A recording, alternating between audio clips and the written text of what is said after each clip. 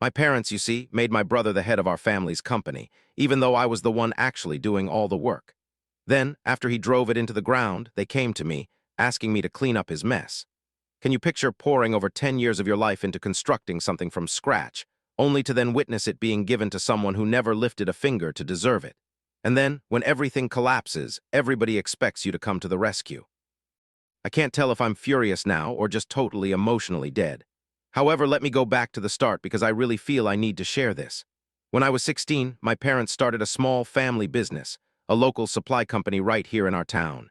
It wasn't anything extravagant, but it had possibilities. At first, my dad was running things, but as the business expanded, so did the requirements. I was still a teenager back then, and I didn't really have any choice in the matter. I was supposed to lend a hand after school during weekends and summer breaks. Initially, I didn't really object to it. It felt good to be contributing to something significant. Besides, my dad kept telling me, "Someday this will all be yours." That statement really resonated with me. I actually believed it. My brother, however, was a completely different situation. He's 2 years younger than me and was always the favorite. You know the type. Popular at school, always got everything he wanted without any effort, and somehow never experienced any actual repercussions for his behavior. While I was putting in 10-hour shifts at the store on Saturdays, he'd be out with his friends, frivolously spending the money my parents gave him. I figured that would change. As we grew up, I expected things to get better. Surprise, they didn't. When I finished high school, I was already fully employed at the family business. I had acquired all the skills, managing supplies, interacting with customers, doing the books, you name it. My father began to lessen his involvement, giving me increasing duties. By the time I hit 21, I was practically in charge of the daily activities. My brother, on the other hand, was attending college, barely, and enjoying life thanks to my parents' generosity. At first, I didn't feel any bitterness. I figured he'd come around eventually. When he finished college, he'd join the business and we would manage it jointly. But when he eventually did come back, it was evident that he had no desire to do the work. He'd arrive late, leave early, and constantly grumble about the monotony. I tried to show him the ropes. I truly did, but he was completely uninterested. He'd make mistakes that I'd have to rectify. Nevertheless, I remained focused and put in serious effort. I kept telling myself it'll all be worth it. They will understand who's really keeping this place going. Then, 2 years ago, everything shifted.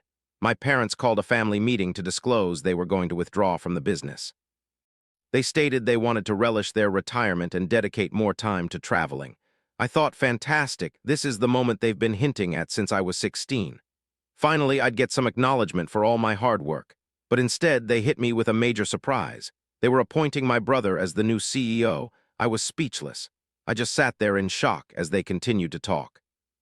I recall him talking about his novel concepts and how they were eager to give him an opportunity to demonstrate his abilities. I glanced at my sibling, silently urging him to offer some kind of remark, some sign that he understood the injustice of it all. But he just gave this little smug smile, almost as if he knew this was going to happen. When I could finally speak, I asked them, "What about me?" I've been managing this business for ages. I've been running this business for years and I know everything. Why wouldn't you give the job to me? My dad seemed uneasy, but it was my mom who responded. She said, "We know how much you've toiled, but you've always been a person who preferred to stay out of the spotlight. Your brother has the right personality for this. He's a leader." A leader. I felt like yelling. My brother couldn't even manage to get to work on time. However, instead, I just sat there, feeling as though I'd been sucker punched. Every late evening, every compromise I made, and every time I had to fix the problems my brother created, it was like none of it meant anything. And the most painful part was that they didn't even consider whether I was okay with this. They just assumed I'd keep doing all the work, while my brother got to be in charge and get all the praise. Initially, I tried to make it work somehow. I thought, all right, if that's what they want, I'll simply continue doing my work and let the outcomes speak for themselves. But it didn't take long for my brother to begin making alterations. And by alterations, I mean terrible decisions. He dismissed our most seasoned staff because he believed the prices were excessive. He entered into an agreement with a supplier that everyone warned was awful only because they offered a lower cost. And then there were these absurd, self-serving projects. A swanky office renovation, pricey tools we didn't require, and even a company vehicle, naturally for himself. I attempted to caution him. Truly, I did. I'd grab him privately and say stuff like, "This isn't going to last," or "You're going to lose our best customers." However, he'd just dismiss my concerns and say, "Chill out, I've got it handled. You don't grasp the broader view. What wider perspective?" He didn't even know how to analyze a profit and loss report. I spoke with my parents, hoping they would intervene. I explained everything to them, how he was squandering money, how the team's spirits were at an all-time low, how we were hemorrhaging clients. But they simply dismissed my concerns. He's still in the learning phase. My mother suggested give him some patience. I felt like yelling, patience. We don't have the luxury of time. He's ruining this company. Instead, I just agreed and left, understanding they wouldn't heed my words. And eventually, the day I was fearing finally arrived. I arrived at work one day and discovered an eviction notice stuck to the entrance. As it turned out, my brother had neglected to pay the rent for ages. He never disclosed it to me, never mentioned it to anyone, just let it get completely out of hand until the landlord had finally reached their limit. When I addressed, he actually had the gall to accuse me. "Why didn't you see this coming?" he asked. "You're the one who deals with the daily operations." I was completely shocked. I felt like I was living in a messed-up dream. I wanted to just walk away right then, but a piece of me just couldn't let go. To me, this wasn't just a job, it was my whole life. Everything I had was invested in this, and now it was all falling apart because of his inabilities. That evening, my parents called me. My mother was sobbing, and my father sounded more worried than I'd ever heard him. They told me they'd finally understood how bad things were and asked if I could step in to help him get things back on course. I didn't even know what to say. After everything they'd done, after giving him the position I'd worked so hard for, after disregarding every single warning I gave them, they wanted me to clean up his mistakes. I stayed quiet, listening to them, and then for the first time ever, I said no. I'm uncertain what will happen to the company now. A piece of me feels bad about leaving, but another piece feels it isn't my job anymore. Still, I can't get rid of the anger. They gave him everything, even though he did nothing to deserve it. And when it all failed, they had the nerve to come to me like I was obligated to them. What's worst, I think they actually still think they made the correct choice. "Give him time," they had said. Well, now. Now they can have him all the time now. I'm finished. It's time for an update. When my folks phoned asking for help, it felt unreal. I almost thought they were playing some kind of game. Considering everything they'd done, after transferring control of the family enterprise to my sibling and basically leaving me behind, they suddenly needed me to get involved and sort out his troubles. I was so shocked I almost broke into laughter. But this wasn't lighthearted at all.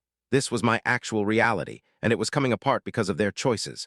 I should probably give you some context, because you need to realize how terrible things had become and understand why I refused to resolve a problem that was no longer mine. After my brother took the CEO position, things deteriorated more rapidly than I ever imagined. Initially, it was minor issues. Customers began griping about delayed deliveries or incorrect invoices. A few crucial employees resigned, and my brother continually dismissed it all. "We're making things more efficient," he would claim, like that was a justification. But the damage was already starting to appear. In a year, the business was almost unrecognizable. My brother had wasted all of our financial resources on pointless expenditures, luxurious office furnishings, a fruitless marketing initiative, and an upscale SUV that he insisted was for meeting clients. At the same time, he slashed expenditures in all the incorrect areas. He got rid of long-time, experienced workers and swapped them out with inexpensive, unskilled replacements. I recall entering the office one day. I witnessed pandemonium everywhere. Backlogs of orders piled up, our phones wouldn't stop, and the few remaining staff members appeared ready to walk out immediately.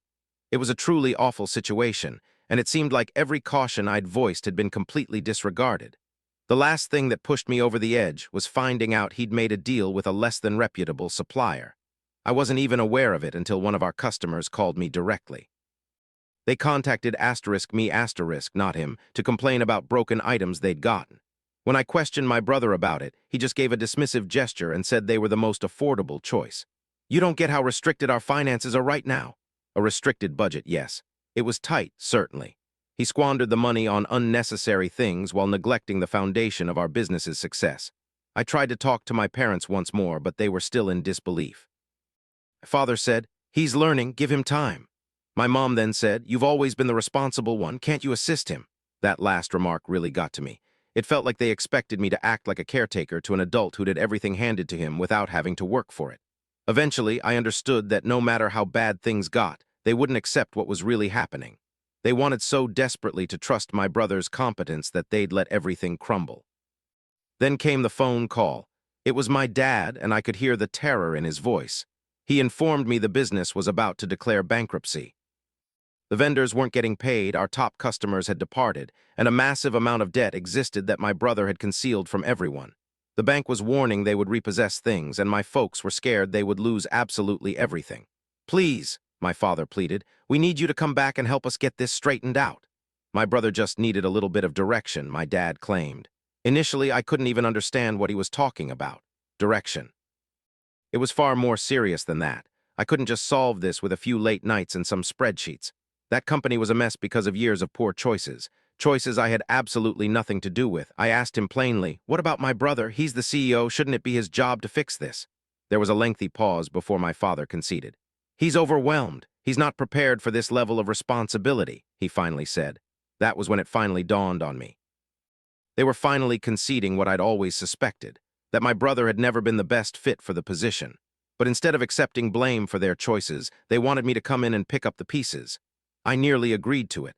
I almost said yes to taking over because a part of me still cared about the company. I devoted more than a decade of my life to building it, and it felt like a piece of me was dying alongside it. However, then I recalled everything I'd already given up. I understood my value, and that's when I figured something out. I wasn't obligated to fix things anymore. I told my father, "I'm sorry, but I can't keep doing this. You made the decision when you put him in charge, and now you'll have to deal with the fallout." He attempted to debate, but I cut him off. I ended the call, and for the first time in a long time, I experienced a sense of liberation. Since then, I've gotten snippets of information regarding the situation. My folks ultimately sold off parts of the company in order to pay off the mounting debt, and my sibling is still attempting to keep things afloat. I'm uncertain if he will be successful, and frankly, I'm indifferent at this point. A final update. A few months went by and I began receiving information from prior employees and customers. My brother hadn't just failed the business. He was driving it into the dirt as fast as he could. There were a ton of lawsuits coming from vendors who weren't getting paid. Employees were leaving in droves, and the few clients still around were taking off. And to make matters worse, my brother had taken out even more loans to try to cover the financial losses. It was like seeing a disastrous crash unfolding right in front of my eyes, and I couldn't turn away. Then came the unexpected shock. My brother sued me. Initially, I thought it was a prank. The legal documents showed up at my house, and after I read them, I couldn't believe what I was seeing. He was claiming that I had ruined the company because I refused to assist, and he said I was scheming to steal the business from him. I didn't know what to think. The whole situation was so incredibly bold it was almost laughable, almost. However, as I was poring over the complicated legal terminology, something inside me broke.